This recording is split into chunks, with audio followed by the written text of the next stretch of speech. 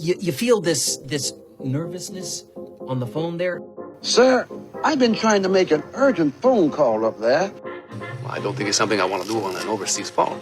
You gotta make some phone calls. Hang up the phone. Prank caller. Prank caller. Ladies and gentlemen, welcome once again to Packernet After Dark.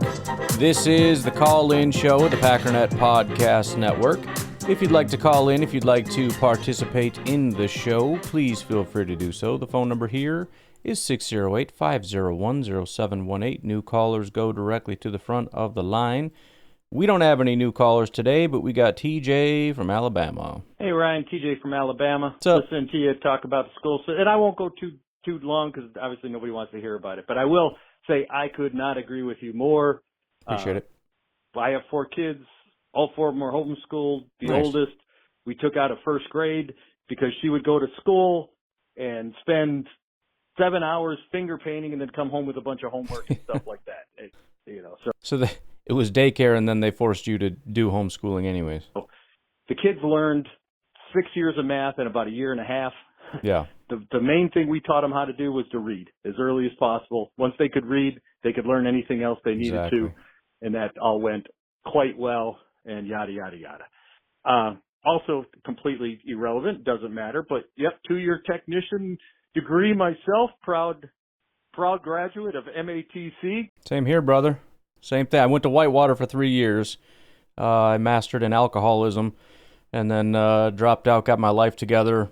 2-year MATC degree. Go the fighting. I don't know what the hell. I don't know what it is either. I don't think it's. But don't have nonetheless. And then you were going to shift it back to Packer stuff, and although still whatever. You were going through the 90-man roster, a couple of weeks back, just talking about it. But as you were going through it, and you were going through the dregs of the 80th through the 90th player and stuff like that, it just struck me as it just reminded me of mainly Bears and Vikings fans. Of the concept of, I'll do my best imitation of a Bears and Viking fan. Oh, man, we are loaded this year. In the secondary, we got Haddon, we got King, we got Bullard, and then the defensive line is stacked. We got Wooden, we got Brooks. Basically, we got Nazir Stackhouse. Basically just naming names, and that's not what you were doing. Listing you were just names. going through the roster, but it just struck me as funny.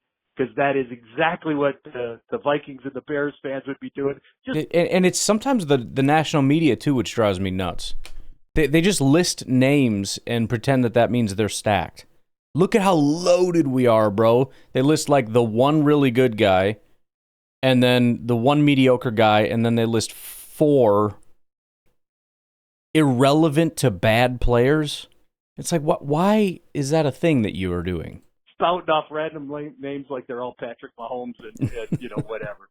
All right, Ryan, that's all I got. Carry on. Can't wait for the season. Get through the frozen pizza of the preseason and then on to the road games. Awesome. All right, thanks. Go Pack, go. Bye. Appreciate you, TJ. TJ from Alabama, obviously at some point from Milwaukee area. I was actually just thinking about MATC because I was like, I need to get a digital multimeter so I can kind of, first of all, I need one. There's always something going on in the house where it's like, I wish I had my multimeter. I don't have a multimeter.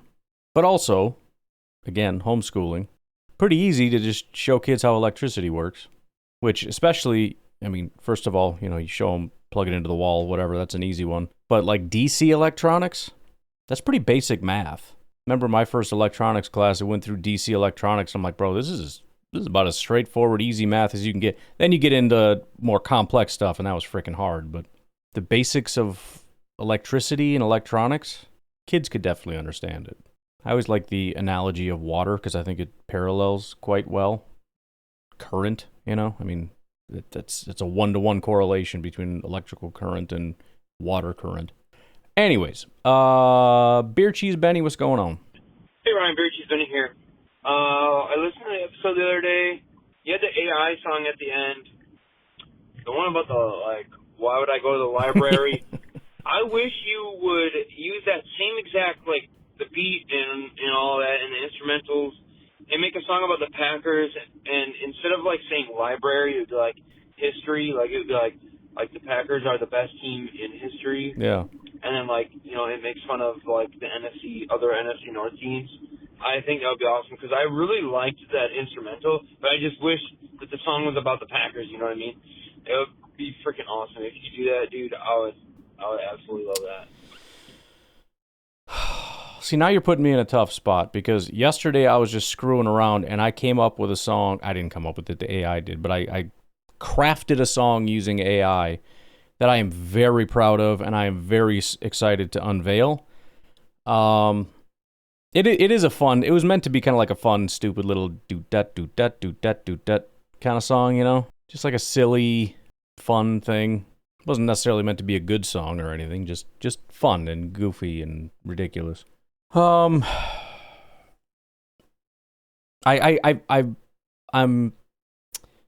trying to make it a thing that if you guys request something, I'm gonna do it.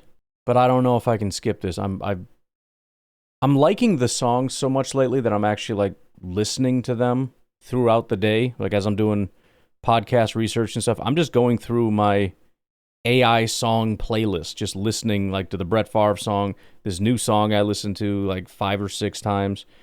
I'll give you a hint, by the way. I was going through YouTube, just kind of flipping through, and there's a lot of YouTube shorts, at least, and everything else. They've kind of realized that I'm a couple of random interests, and one of them lately has been music, and not just like the musical songs, but like people talking, and a lot of the people from Tool. I never was a huge Tool fan, but they're very good at what they do. Incredibly good drummers and singers and all that stuff. So they're interesting to listen to and extremely intelligent. Anyways, as I'm flipping through, there's a random interview with Frank Zappa. And I am a fan of Frank Zappa. And it occurred to me, I wonder if I can get AI to make a Frank Zappa song.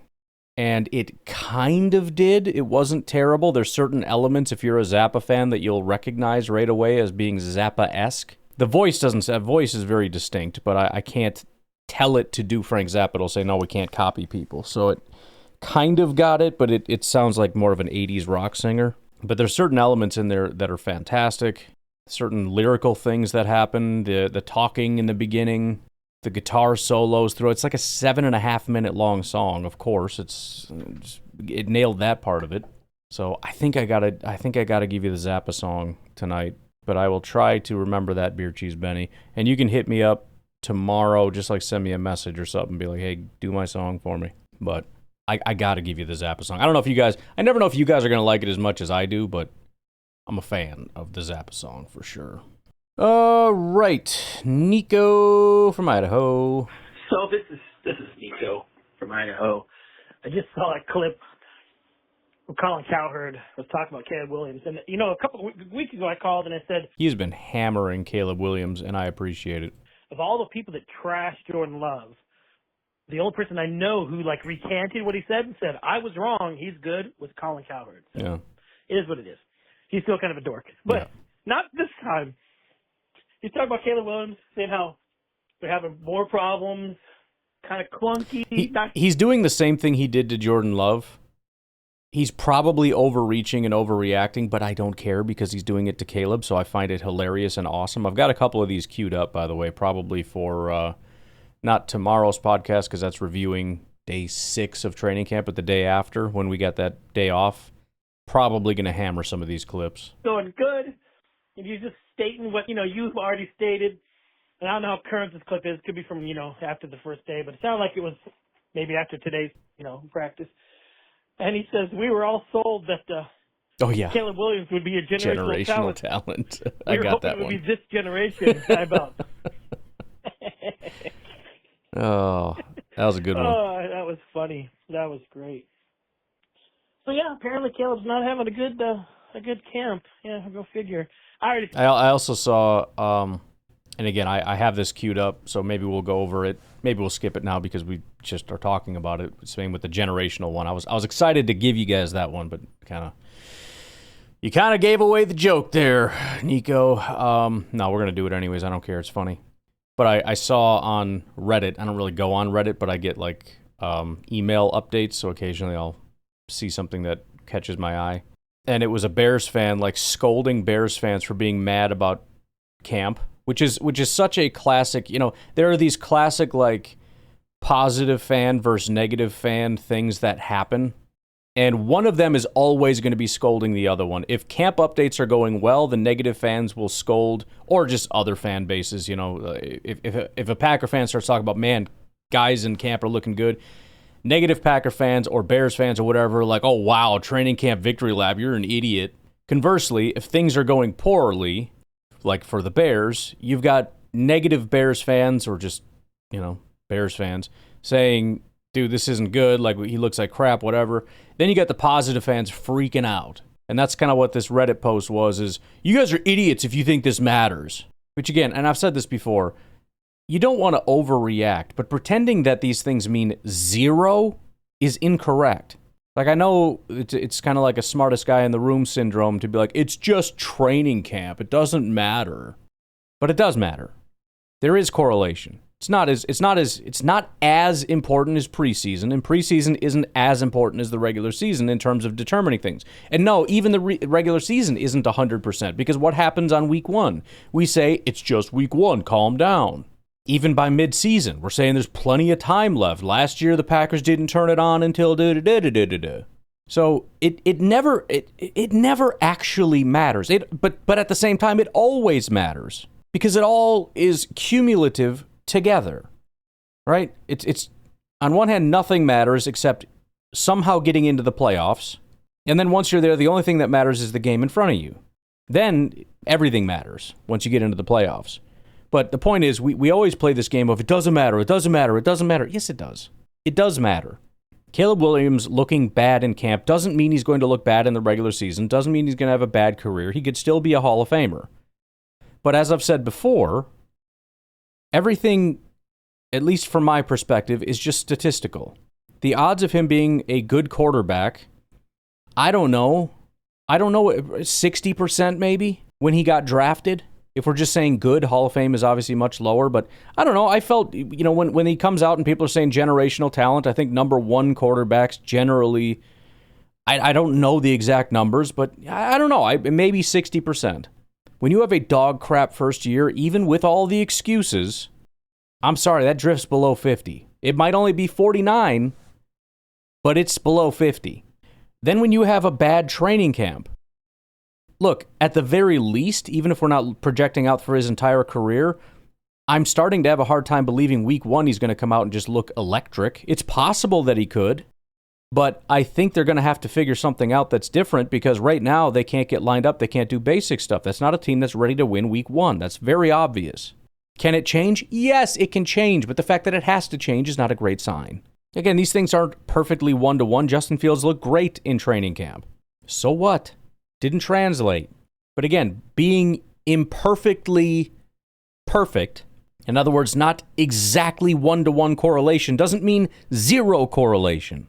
The people online saying, "Oh, it's a new system. He's got to learn it." Well, a lot of people are in new systems this year, and they're doing good. Yep. Anyways, we all know Caleb is going to be another swing and a miss. That's the third one in, 10 years? Way to go, Chicago. Anyways, good old Colin Cowherd. Yeah, sometimes. Talking crap about Caleb Williams. Love it. Peace out. Go back down. Even a blind squirrel gets a nut once in a while, however that goes. Broken clock is right twice a day, whichever you prefer. But yeah, we can't pretend that it's a good sign. And if the only positives about Caleb Williams are excuses about why everybody else is bad, sorry, that's not a positive. And trying to pretend that the positives in college plus the excuses in the pros should somehow stitch together a belief that it's, above 50% he's going to have a good career. I'm sorry, it's not. It's always iffy that anybody is going to have a good career. I don't care what they did in college, and I don't care where they get drafted. Obviously, the earlier you get drafted, if you get drafted top 10, top 5, top 3, top 1, probably the only time you might drift above 50%. I don't know the actual numbers. I'm just off the top of my head spitballing.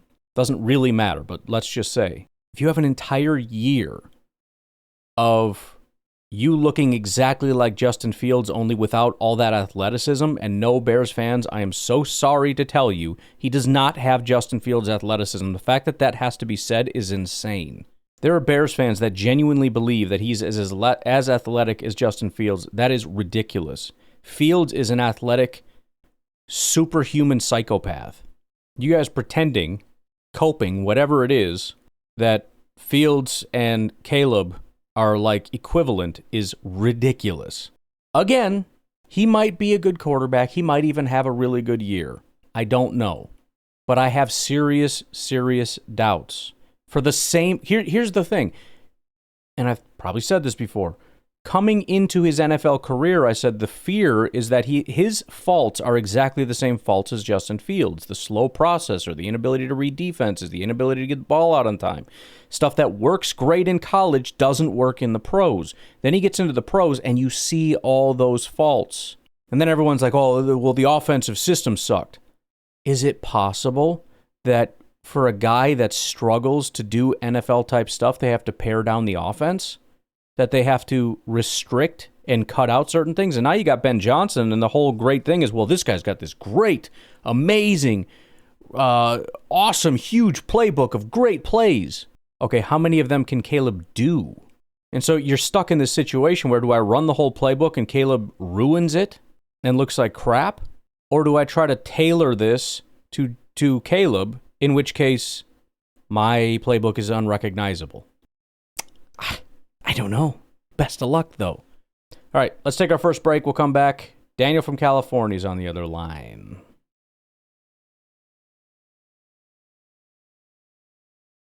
So this is Nico from Idaho. Oh, I just saw I'm an idiot. Sorry. Hello. Hey, Dennis from California. We're starting to see it.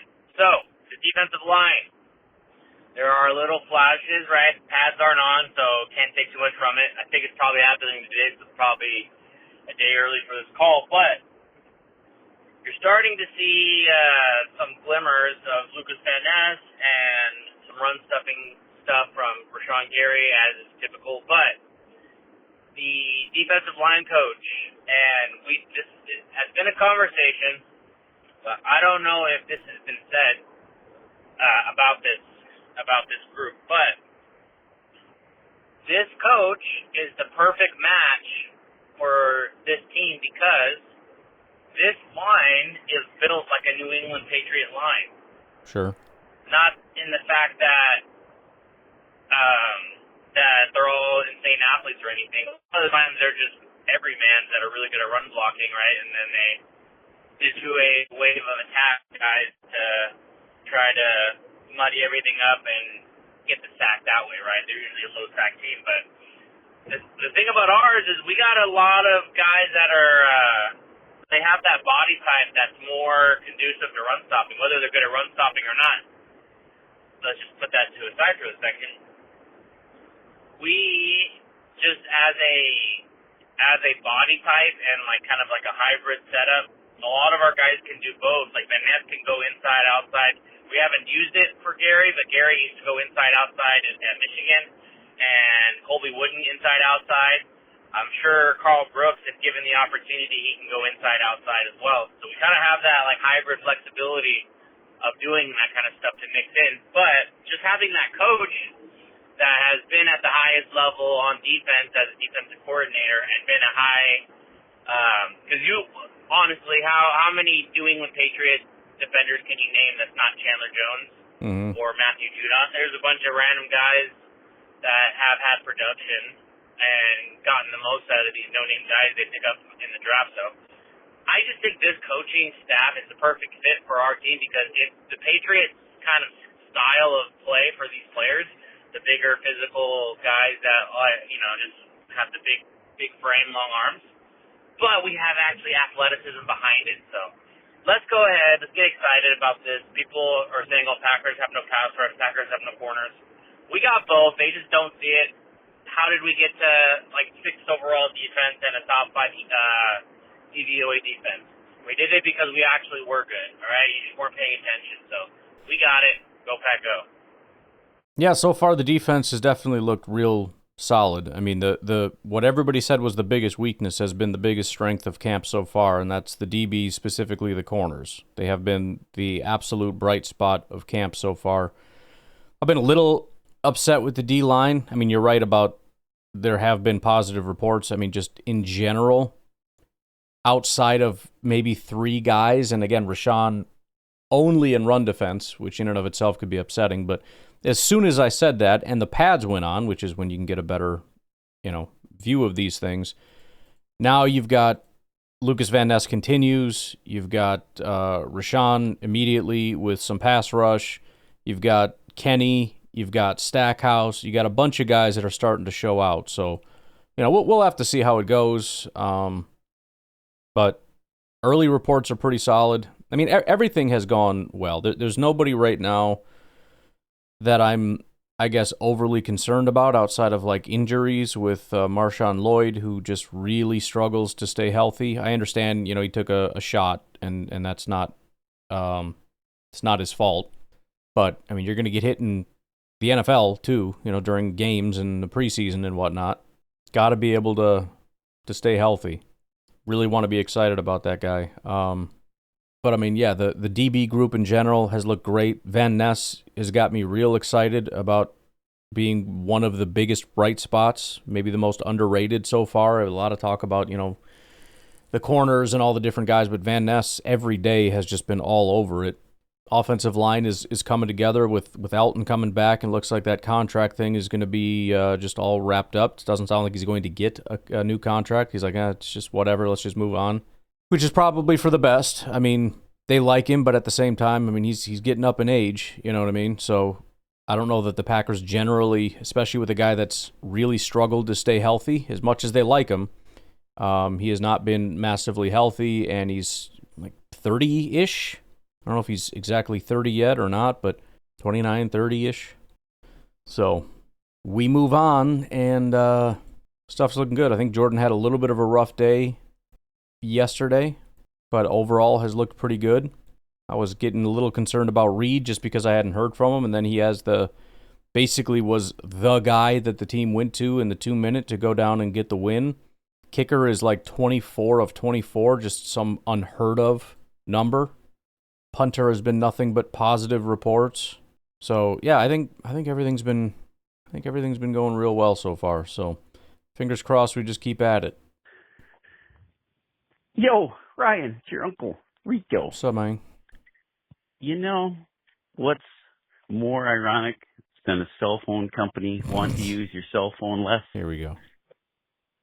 It's me trying to read an article about Nazir Stackhouse having narcolepsy and falling asleep 5 times. It took me 25 minutes to read a 5-minute article. Now that's ironic. Rico out. That's pretty ironic. Ryan, how you doing? This is Nico. So listening to the old pod today, Mm-hmm. and I think it was Drew or someone brought up that Chris Long mentioned that the Packers lines are the only ones that can compare really to the Eagles. And yep. I'm just going to toot my own horn here. Well, and yours too, but I'm going to get there. I've been saying the last couple drafts, I don't care about, like, position of need and we need a new superstar on the offense. I just want big, beefy, burly, large chunks of men on both lines, Yikes. offense and defense, to clog everything up, right? Oh, boy. Because even though the NFL may sway to and fro, it's a league for running, it's a passing league, it's a this league, that don't matter. You always need size in the trenches. Obviously, size that know what it's doing. You can't just toss a 500-pound dude out there that, is going to be gassed in 2 plays and can't do nothing. But big offense and big defense, powerful lines are always the in, if you will.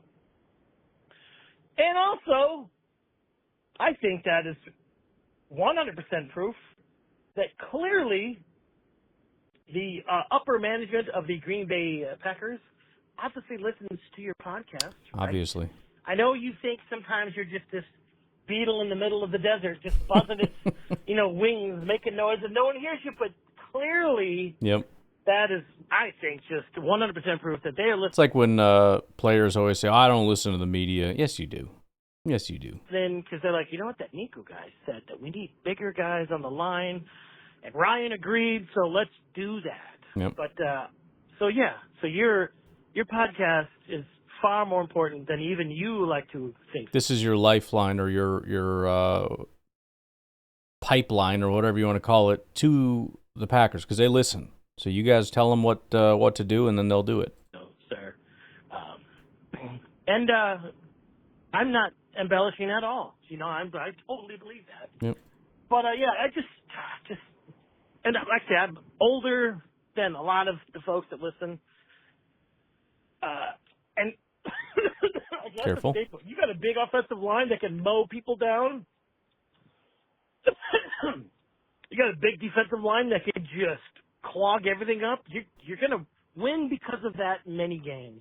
I still think back to the Cowboys of in the whatever years, whatever span they had with Emmitt Smith. Yeah, Emmitt was great, and Troy and all those guys, but their offensive line was, I think, by far the best offensive line assembled ever anywhere. Emmitt Smith was running through holes that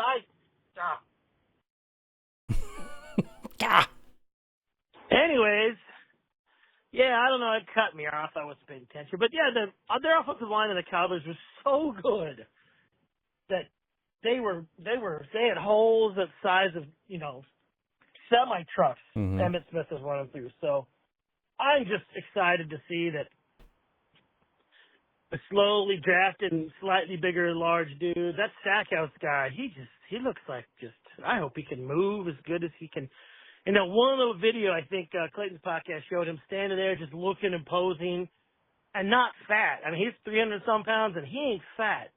And when he gets down in the stance, he got down in the stance like a 180-pound running back. He didn't slowly bend down like big guys. He just popped down there like he knew what he was doing. He was fast. So, man, I just want big dudes. This is not a call to any social media to say hi to me.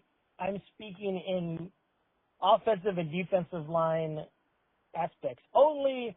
So calm down, you weirdos. But yeah, just big dudes on the line, just thumping everybody and just wearing out the other team. Hey, go Pack, go, and I'm jacked. I can't listen to that and not make it weird, you know what I mean? Like every word you said coulda, woulda, shoulda been a different word. That's all I'm going to say. Drew in Green Bay. Hey Ryan, it's Drew from Green Bay. What's up? I went to the Packers' first padded practice Heck today. Yeah. One thing that was clear to me is that Dobbs has the best hands on the team. Like, just the way the ball goes into his hands is so smooth. And when you see it live, it's just like, yep, that's on like a different level. And then, I mean, Golden, I think he's got natural hands too, but I was curious how he'd pair up against the other guys. And I think he's got some of the better hands, but not quite as good as Dobbs. But he has other things like just his upper body control, where he can run in a straight line and then lean with his upper body while running full speed to create that separation.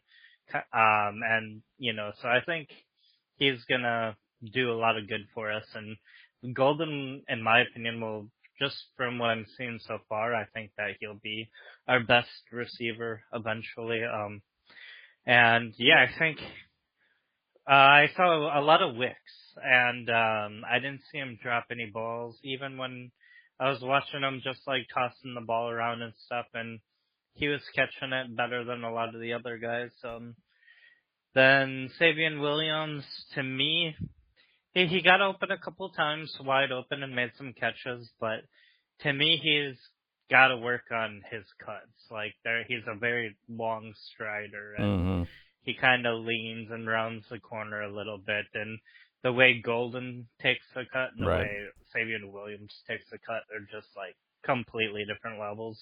On the offensive line, Owen Jenkins, like that dude, even when he gets a little like behind and doesn't quite place his hands where he wants to or whatever, he has such good recovery because he's just got pure power. Yeah. That guy's like strength is on another level. So, can't wait to get him locked up at center.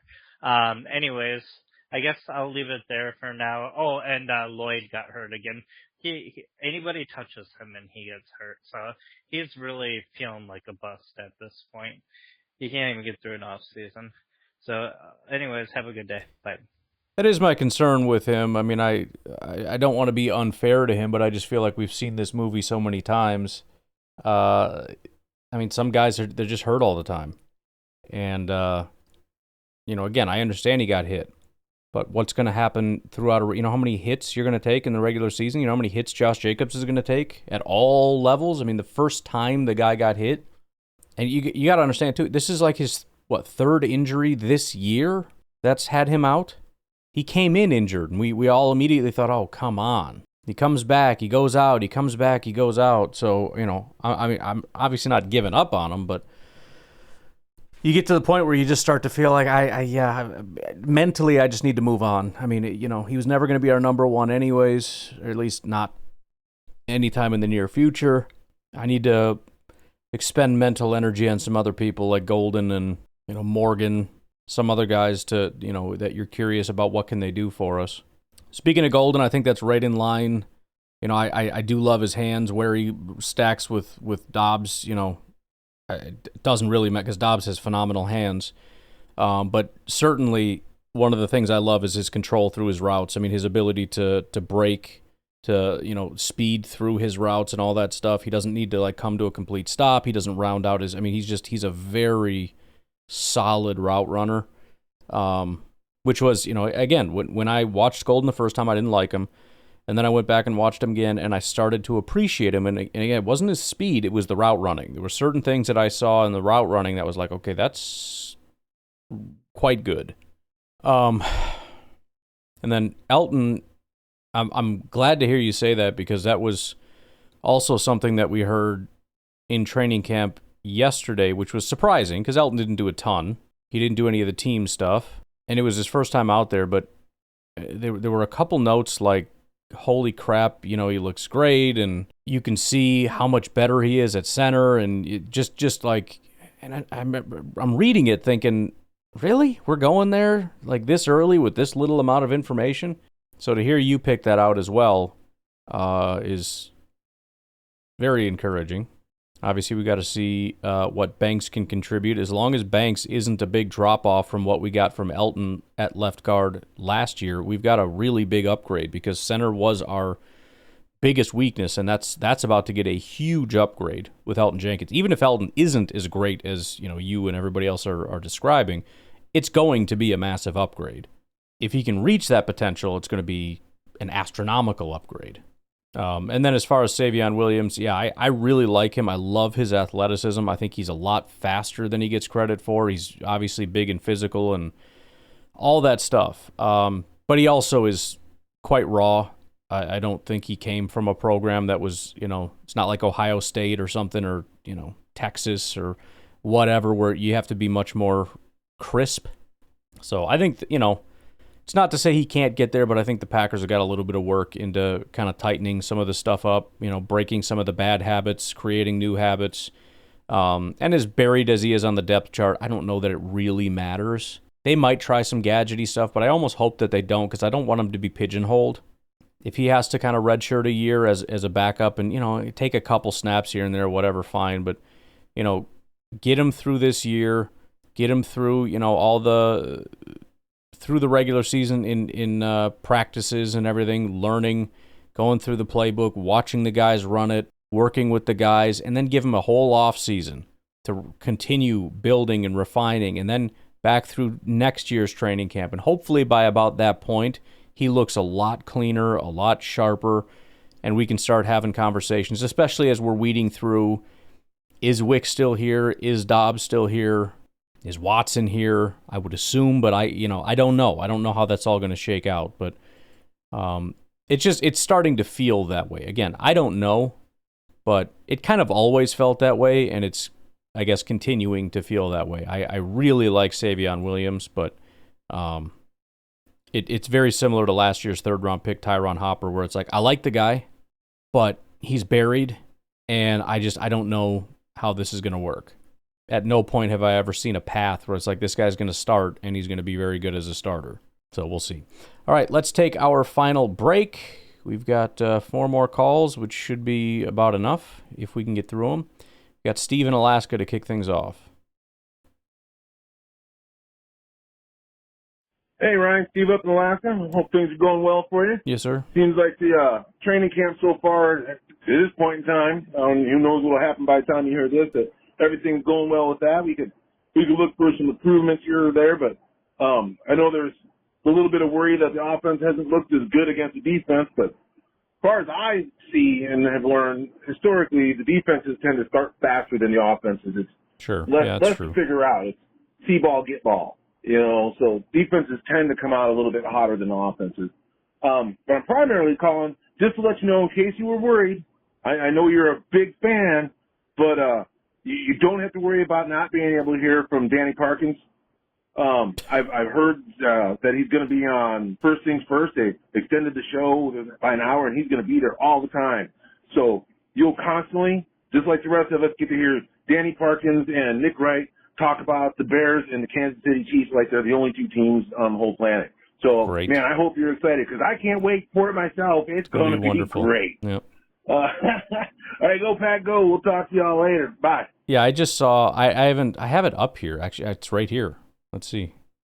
There he is. Danny Parkins ranks his top NFL quarterbacks. I saw that video on YouTube, and I'm like, yep, I got to go find that one. See what that genius is saying over there. So as soon as I saw it, I knew.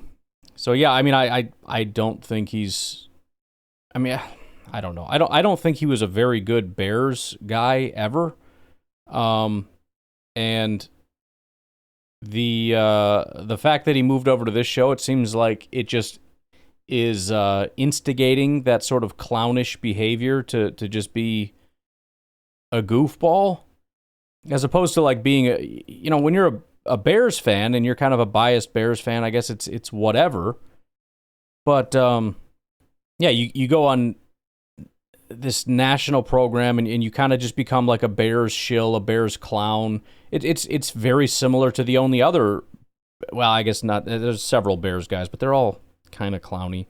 But Adam Rank, he's going to be like another Rank is all he's going to be. But he's going to try to do it in like a Nick Wright kind of way. And Nick Wright is such, I mean, he's got like this arrogant, stupid demeanor.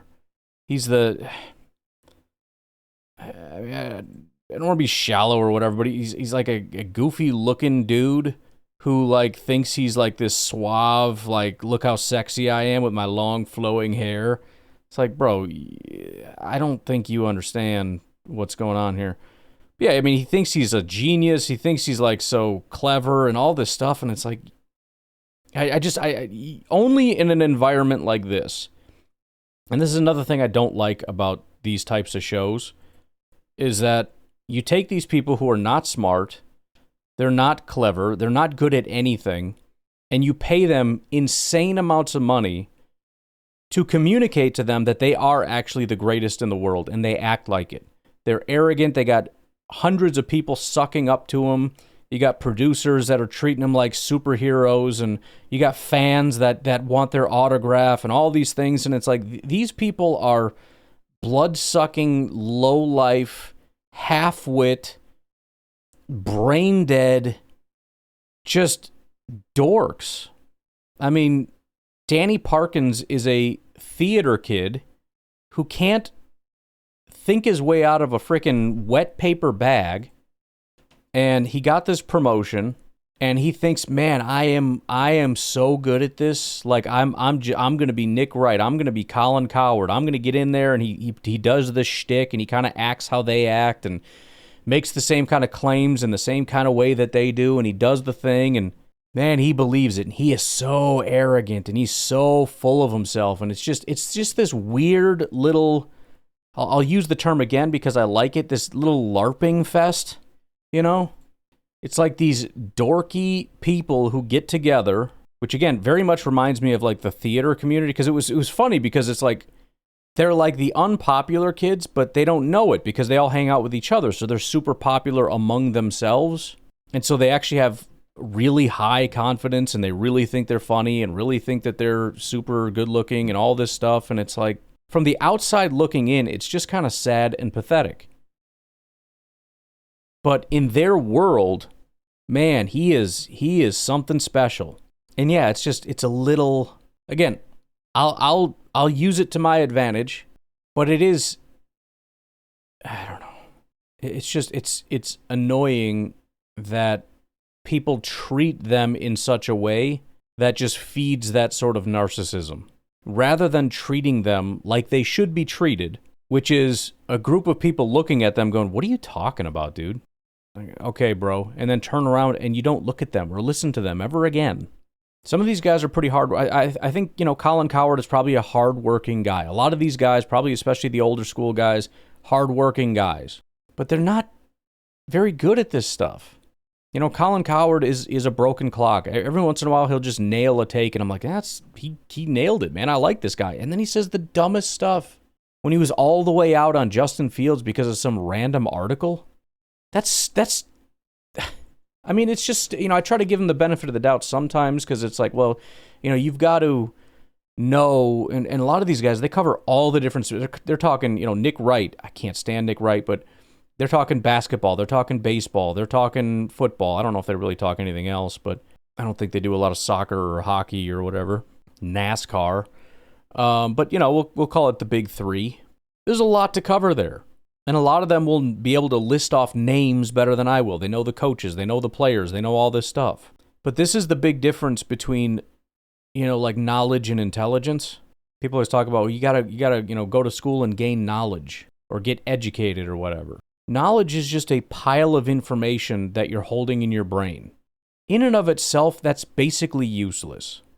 It's a question of what do you do with that knowledge. It's how well you process the knowledge and what you do with it that actually matters. The only thing that matters about knowledge, and yes, accumulating knowledge can be beneficial, assuming, number one, it's good knowledge, not useless knowledge or incorrect knowledge, and number two, you're able to process it at a high level.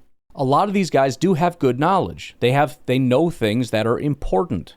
The players, the names of the players, all that's all great things to have when you're covering all this stuff. You can just pull it up, boom, they got this coach, and da-da-da-da-da-da, right? They know all the details. Their memories are impeccable.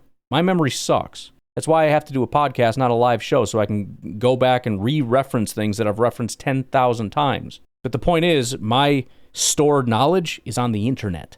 So it works just the same. I don't store it in my brain, I store it online. And I can go reference it anytime just like they can. The question, though, is processing.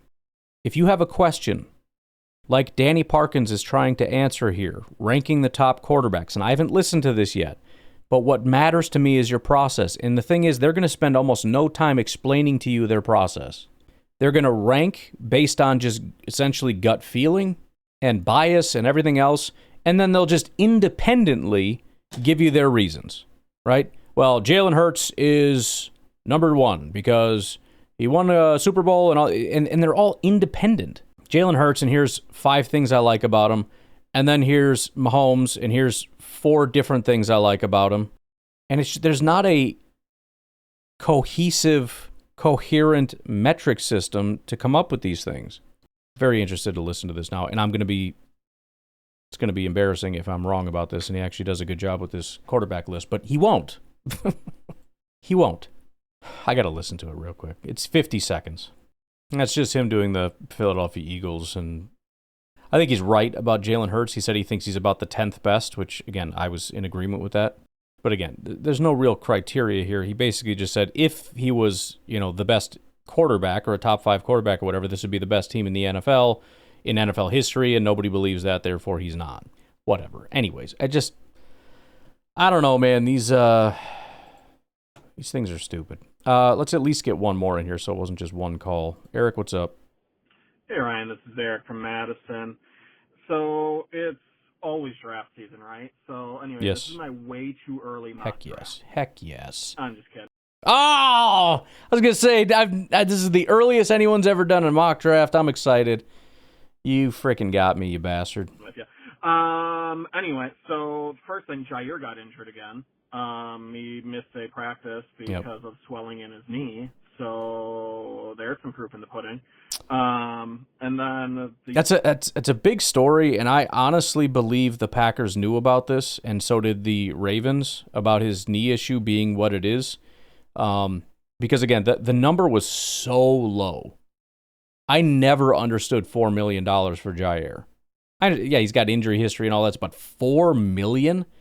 But to hear that he's been practicing for like a week and he's got knee swelling so bad it needs to be drained, yeah, this is something the medical staff already knew about, and it's why the Packers wanted to give him not only $4 million but basically no guarantees. So yeah, I'm thinking that's the thing that, and what I said before too is, we pretend that we know everything and we don't trust these people to make decisions. They know more stuff than we do.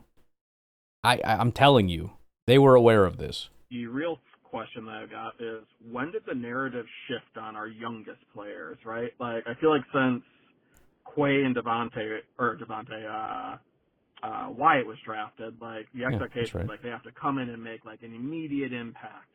But it takes at least 3 years to accurately assess a player. Like, you can be disappointed in what a single season has produced, but to say like, hey, they're just not it, they shouldn't make the field, or anything along those lines, it doesn't make sense to me. And I feel like that's how the narrative has shifted, at least in recent years. Interested on your thoughts. Yeah, I mean, I don't know. I mean, I don't know if that still holds up. I know that was a long time thing. I'd be curious. I think Gutekunst has said things similar to that, as far as, the 3-year assessment window or whatever. I don't know if that holds up 100% for every position all the time or whatever. Like, for example, wide receivers now are coming into the NFL and making immediate impacts. I don't know if we hold out 3 years on receivers or not. I do think it's, again, some guys it was like year 7, year 8 before they broke out. So I think the larger point is you never really know, but every year they're not it. The odds that they're going to become it drop substantially, right? So, I mean, if you look at where you were drafted, and then you take those odds. If you were a second-round pick, you got like a 42% chance of being a good player or something. If you did not do a good job in year 1, you now have a 30% chance of being a good player. If you have 2 bad years, it is now a 17% chance of being a good player. That's more the way that I would view it. So I understand if somebody after 2 years is not doing a good job, or if a first-round pick like Wyatt or Quay Walker are bad as rookies. I guess whether you want to give up or not is up to you. I do understand the idea that it's a bad sign. And, that goes for Devontae Wyatt. As much as I like Wyatt, I mean, he's been kind of the same guy every year that he's been here. I don't think we've seen any growth whatsoever. Doesn't mean he can't, with the new defensive line coach. And, we'll see. Year 2 in the system, I'm really hopeful. Same with, Musgrave. I keep thinking and hoping that there's going to be this big thing, and he's kind of just been the same guy every year. I mean, a lot of injuries and all that, but I think more often than not, the reality is what guys were is what they are. There are examples. Everybody wants to jump to Devontae. What about Devontae? What about Devontae? Okay. Is that the norm? Is that the rule or the exception to the rule? Romeo Doubs has been Romeo Doubs since day one. Christian Watson has been Christian Watson. Jaden Reed has been Jaden Reed. Well, he got better last year. I don't know. Dontavian Wicks is Dontavian Wicks. There were more drops, but he's the same guy. Tucker Kraft, I think, has remained Tucker Kraft. I don't know that he's taken massive leaps in any serious way. Musgrave has been Musgrave. Zach Tom has been Zach Tom. Sean Ryan has improved. I think Elton Jenkins has been Elton Jenkins, and Rasheed Walker has been Rasheed Walker. Jordan, I think, has improved, although We don't really know what he would have been if he got into. I mean, he's kind of been the same guy. It's very hard to tell with him, but seems to have improved. Josh Jacobs has been Josh Jacobs his entire career. For the most part, exactly what people are is exactly what people are. So I don't really think it's the case that, there is generally a year 2 or year 3 explosion of talent. As much as people talk about, well, it takes 3 years for people to fully understand it, and that's when, okay, you're going to have to demonstrate that to me, because I can't think of a lot of people that in year 3 they just exploded. Again, I'm sure it's happened. I think Devontae was year 3, I think. But that is not, from my experience, that is not the norm. In fact, what you usually see are ups and downs. And when we go through PFF grades, you see it all the time. Good year, bad year, good, bad, bad, good, bad. Sometimes there's a jump. But even when there's a jump, a lot of times there's steps back. Whether that's due to injury, and that's the other thing. I mean, if it takes you 3 years, and then you have a good year, you have a good couple years, but then you have an injury, and that sets you back for 2 years, and by this point you're 30 years old, and so now you're back at 30, but then you start getting old, so then you have a down year. So really it was like down, down, up, down, down, up, down, down. You know what I mean? It just is what it is. But I guess the bigger question is there ever going to be an explosion of talent, or are you just going to remain what you are? And I think generally if you start off bad, and it's the same I said with Caleb and the quarterbacks, when you have a bad year, the odds that you're ever going to be good dropped. If you have 2 bad years, the odds that you're ever going to be good dropped quite a bit. So, I think it's entirely up to you when you decide to kind of give up hope on a guy. As long as they're playing football, it's never 0% chance. But we got to remember, when these guys get drafted, they're less than 50%, most of them. So, all right, I am out of here. We're going to Frank Zappa this thing a little bit. We got 2 calls here, so we'll see about Packernet After Dark tomorrow. Get them in. I'll talk to you later. Have a good one. Bye-bye. Ladies and gentlemen, the cheese-obsessed denizens of Wisconsin present. Another exercise in recreational masochism.